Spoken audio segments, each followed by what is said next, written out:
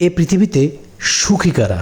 যে ক্ষমতায় নাই তার ক্ষমতায় যাবার প্রবল ইচ্ছে, আবার যে ক্ষমতায় আছে সে প্রবল চাপ থেকে বাঁচার জন্য হাল ছেড়ে স্বাভাবিক জীবনে ফিরে আসতে চায়। বাচ্চাদের তাড়াতাড়ি বড় হওয়ার চিন্তা, আর বড়দের শৈশবে ফিরে যাওয়ার প্রচণ্ড আকুতি। তারা ভাবে শৈশবে যদি আবার ফিরে যেতে পারতাম তাহলে জীবনের যত ভুল ছিল সেগুলো শুধরে নিজের জীবনটাকে সুন্দর করে আবার পুনরায় গঠন করতাম। বিবাহিতরা ডিভোর্সের চিন্তায় ব্যস্ত। তারা মনে করে সিঙ্গেল লাইফেই খুব ভালো ছিলাম, নিজের জীবনটাকে অনেক সুন্দরভাবে উপভোগ করতাম। আর অবিবাহিতরা বিবাহের চিন্তায় মগ্ন, নতুন রঙিন স্বপ্ন দেখে তারা।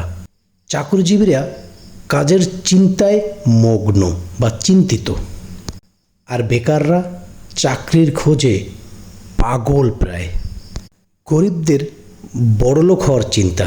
তারা মনে করে টাকা যারা আছে তারা সবাই অনেক সুখী এবং তারা যা খুশি সব তাদের টাকার মাধ্যমে কিনে ফেলতে পারে।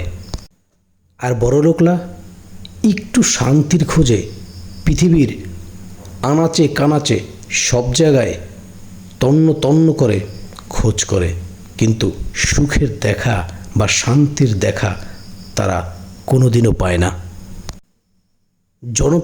জনপ্রিয় লোকেরা লুকানোর চিন্তা খোঁজে একটু ফ্রিলি সময় কাটানোর জন্য, যেখানে কেউ তাকে ডিস্টার্ব করবে না, যে একটা ছবি তুলি, একটা সেলফি তুলি। সে একটু শান্তির খোঁজ করে নিরিবিলি একা থাকার জন্য।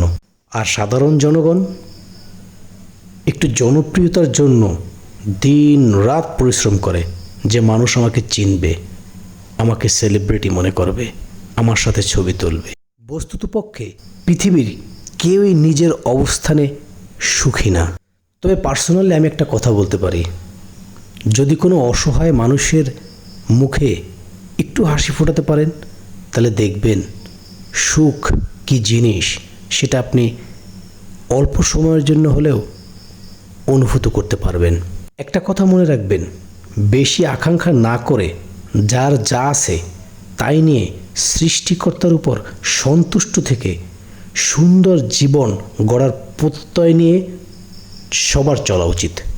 তাহলে দেখবেন জীবনটা অনেক সুন্দর, শান্তিপূর্ণ এবং অনেক সফলতায় ভরপুর হয়ে যাবে। আমার কথাগুলো যদি একটুও ভালো লেগে থাকে তাহলে অবশ্যই চ্যানেলটি সাবস্ক্রাইব করে দেবেন। আল্লাহ হাফেজ।